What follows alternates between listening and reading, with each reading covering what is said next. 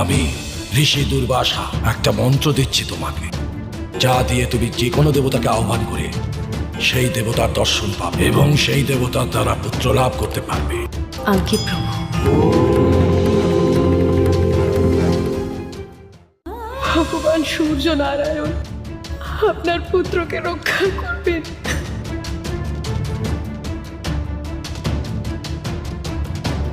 আমার পুত্রের জন্য তুমি একদম দুশ্চিন্তা করো না কুন্তি।